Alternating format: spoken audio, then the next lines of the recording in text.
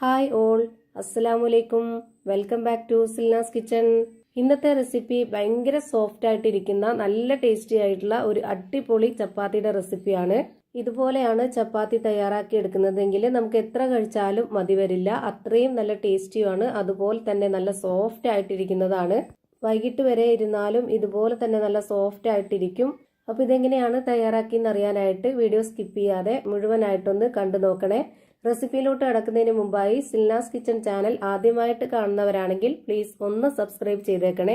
ഒപ്പം തന്നെ ഈ വീഡിയോസ് നിങ്ങൾക്ക് ഇഷ്ടപ്പെടുകയാണെങ്കിൽ ഒരു ലൈക്ക് ചെയ്ത് ഷെയർ ചെയ്ത് സപ്പോർട്ട് ചെയ്യാനും മറക്കരുത്. അപ്പോൾ ഇതെങ്ങനെയാണ് തയ്യാറാക്കിയിട്ടുള്ളതെന്ന് കാണാം.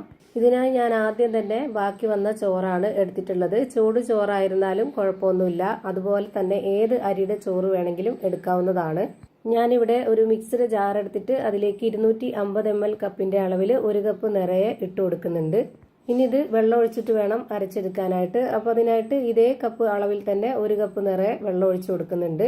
ഇനി നമുക്ക് ഇതിലേക്ക് ആവശ്യത്തിനുള്ള ഉപ്പിട്ട് കൊടുക്കാം. പിന്നെ വേണ്ടത് മണമില്ലാത്ത ഏതെങ്കിലും ഒരു ഓയിലാണ്. ഞാനിവിടെ സൺഫ്ലവർ ഓയിലാണ് എടുത്തിട്ടുള്ളത്. ഇതിലേക്ക് നമുക്ക് 2 ടേബിൾ സ്പൂൺ അളവിൽ സൺഫ്ലവർ ഓയിൽ ഒഴിച്ചു കൊടുക്കാം. ഇനി ഇത് നന്നായിട്ടൊന്ന് അരച്ചെടുക്കാം. ഈ ഒരു ഓയിലും കൂടെ ഈ ചോറിന്റെ കൂടെ അരച്ചു കൊടുക്കുമ്പോഴാണ് നമുക്ക് നല്ല സോഫ്റ്റ് ആയിട്ടുള്ള നല്ല പഞ്ഞു പോലത്തെ ഒരു ചപ്പാത്തി റെഡിയായി കിട്ടുന്നത്. ഇപ്പോൾ ഞാനിത് നല്ലപോലെ അരച്ചെടുത്തതിന് ശേഷം ഇതുപോലെ ഒരു പാത്രത്തിലേക്ക് മുഴുവനായിട്ടും ഒഴിച്ചു കൊടുക്കുന്നുണ്ട്. മിക്സിയുടെ ജാറിൽ പറ്റി പിടിച്ചിരിക്കുന്നതൊക്കെ കൈവച്ചിട്ടൊന്ന് തുടച്ചിട്ട് കൊടുക്കാം. ഇനി ഇതിലേക്ക് ഗോതമ്പ് പൊടി ഇട്ട് കൊടുക്കാം. ഗോതമ്പ് പൊടി എടുക്കുമ്പോൾ ഇതുപോലെ ഓരോ കപ്പിന്റെയും മുകൾ ഭാഗം തട്ടാതെ നമുക്ക് പൊടി നിറച്ച് ഇട്ട് കൊടുക്കാം. ഞാനിവിടെ 3 കപ്പ് അളവിൽ നിറയെ ഗോതമ്പ് പൊടി ഇട്ട് കൊടുത്തിട്ടുണ്ട്. അതായത് 250 ml കപ്പിന്റെ അളവിൽ 3 കപ്പ് ഗോതമ്പ് പൊടിയാണ് ഇട്ട് കൊടുത്തിട്ടുള്ളത്. ഈ ഒരു ഗോതമ്പ് പൊടിക്കുള്ള അളവാണ് ബാക്കിയുള്ള എല്ലാ ഇൻഗ്രീഡിയൻസിന്റെ അളവും എടുക്കുന്നത്. ഇനി ഇതിലേക്ക് വേറെ വെള്ളമൊന്നും ഒഴിച്ചു കൊടുക്കാതെ ഈ ഒരു ചോറിന്റെ നനവിൽ തന്നെ നമുക്കിത് നന്നായിട്ടൊന്ന് കുഴച്ചിട്ടെടുക്കാം.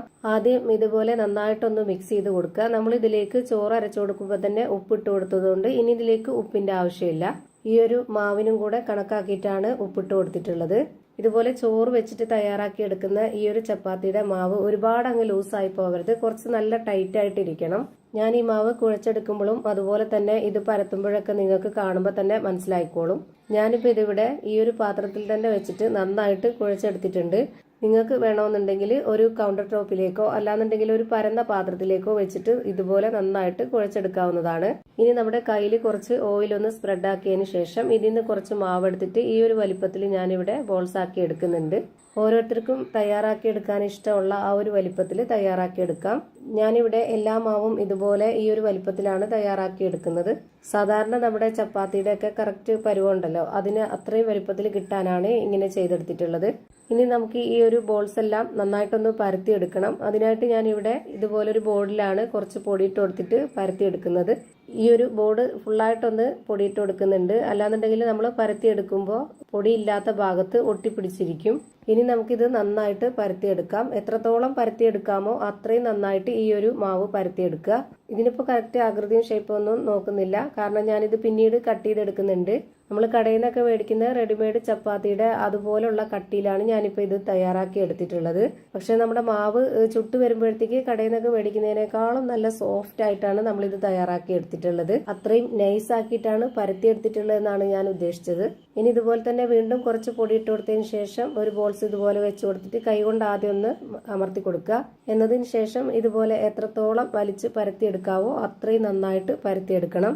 ഞാനിപ്പോൾ ഇവിടെ എല്ലാ മാവും ഒരേപോലെ പരത്തിയെടുത്തിട്ടുണ്ട്. നമുക്കിതുപോലെ തന്നെ ചുട്ടെടുക്കാവുന്നതാണ്. ഇനി കട്ട് ചെയ്തെടുക്കേണ്ട ആവശ്യമൊന്നുമില്ല. പക്ഷെ ഞാനിത് വീഡിയോയ്ക്ക് വേണ്ടിയിട്ട് കാണാനൊരു ഭംഗിക്കൊക്കെ വേണ്ടി ഇതൊന്ന് കട്ട് ചെയ്തെടുക്കുന്നുണ്ട്, കറക്റ്റ് ഷേപ്പിൽ കിട്ടാനായിട്ട്. അപ്പോൾ ഇത് കൗണ്ടർ ടോപ്പിലേക്ക് ഇട്ട് കൊടുത്തിട്ടാണ് ഞാനിങ്ങനെ ചെയ്തെടുക്കുന്നത്. അതിനായിട്ട് ഞാൻ കുറച്ച് പൊടി ഇട്ട് കൊടുത്തിട്ടുണ്ട്, എന്നിട്ടാണ് ഈ ഒരു മാവ് ഇട്ട് കൊടുത്തിട്ടുള്ളത്. അല്ലാന്നുണ്ടെങ്കിൽ ഈ മാവ് ഒട്ടിപ്പിടിച്ചിരിക്കും. ഇപ്പതാ ഞാൻ ഇതുപോലൊരു അടപ്പ് എടുത്തിട്ടുണ്ട്.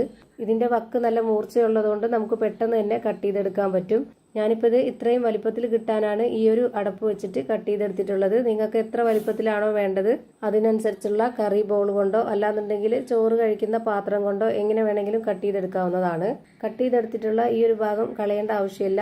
അത് നമുക്ക് എല്ലാത്തിൽ നിന്നും കട്ട് ചെയ്തെടുക്കുന്നതെല്ലാം കൂടെ ഒന്നിച്ചിട്ട് വീണ്ടും പരത്തിയിട്ട് റെഡിയാക്കി എടുക്കാവുന്നതേ ഉള്ളൂ. ഞാനിവിടെ എല്ലാം കട്ട് ചെയ്ത് ഇതുപോലെ ഒരു പ്ലേറ്റിൽ മാറ്റുന്നുണ്ട്. ഇതെല്ലാം ഒന്നിച്ച് വെക്കുമ്പോൾ ഒട്ടിപ്പിടിക്കാൻ സാധ്യതയുള്ളതുകൊണ്ട് ഈ ഒരു പൊടിയുള്ള ഭാഗം ഇങ്ങനെ നമുക്ക് ഇട്ട് കൊടുക്കാം. ഓരോന്നും ഇതുപോലെ ചെയ്തെടുക്കുമ്പോൾ ഈ ഒരു പൊടിയുള്ള ഭാഗം ഇട്ട് കൊടുക്കാൻ നോക്കുക.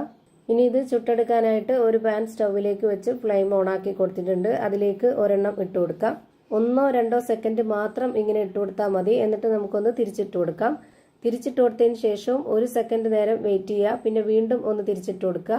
എന്നിട്ട് ഇതിന്റെ മുകളിൽ ചെറുതായിട്ടൊന്ന് തട്ടി കൊടുത്താൽ മതിയാവും. ഇതുപോലെ നന്നായിട്ട് പൊള്ളി വരും. എല്ലാം ഒരേ വലിപ്പത്തിൽ ചെയ്തെടുത്തത് കൊണ്ട് തന്നെ എല്ലാം ഇതുപോലെ തന്നെ വേവിച്ചെടുത്താൽ മതി. പെട്ടെന്ന് വെന്ത് കിട്ടും. ഓരോന്നും ചുട്ടെടുത്ത് കഴിഞ്ഞാൽ കുറച്ച് പൊടി അതിലുണ്ടാവും. അതുകൊണ്ട് ആ ഒരു പൊടി നമുക്ക് തുണി കൊണ്ടൊന്ന് തുടച്ചെടുക്കണം. എന്നതിന് ശേഷം മാത്രം അടുത്തത് ഇട്ട് കൊടുക്കുക. അല്ലാന്നുണ്ടെങ്കിൽ അടുത്തത് ഇട്ട് കൊടുക്കുമ്പോൾ വേഗം കരിഞ്ഞു പോവും. ഇപ്പതാ ഞാൻ രണ്ടാമത്തതും ഇട്ട് കൊടുത്തത് ഇതുപോലെ നന്നായിട്ട് പൊള്ളി വന്നിട്ടുണ്ട്. അപ്പൊ ഇതേപോലെ തന്നെ എല്ലാം ചുട്ട് ഒരു പ്ലേറ്റിലേക്ക് മാറ്റിയിട്ടുണ്ട്. അപ്പൊ ഇതാ നല്ല പെർഫെക്റ്റ് ആയിട്ടുള്ള നല്ല സോഫ്റ്റ് ആയിട്ടുള്ള അടിപൊളി ഒരു ചപ്പാത്തി റെഡിയായി കിട്ടി. ഇതുപോലെ ചോറ് വെച്ചിട്ട് ഇങ്ങനെ ഒന്ന് തയ്യാറാക്കി നോക്കുക. എന്തായാലും നിങ്ങൾക്ക് ഇഷ്ടാവും. പിന്നെ ഇതേപോലെ തന്നെ ചെയ്യാൻ വേണ്ടി തോന്നും എപ്പോൾ ചെയ്തെടുത്താലും. അപ്പോൾ ഇത്രയേ ഉള്ളൂ ഇന്നത്തെ വീഡിയോ ഇഷ്ടമായാൽ ലൈക്ക് ചെയ്യാനും കമന്റ് ചെയ്യാനും ഷെയർ ചെയ്യാനും മറക്കരുത്.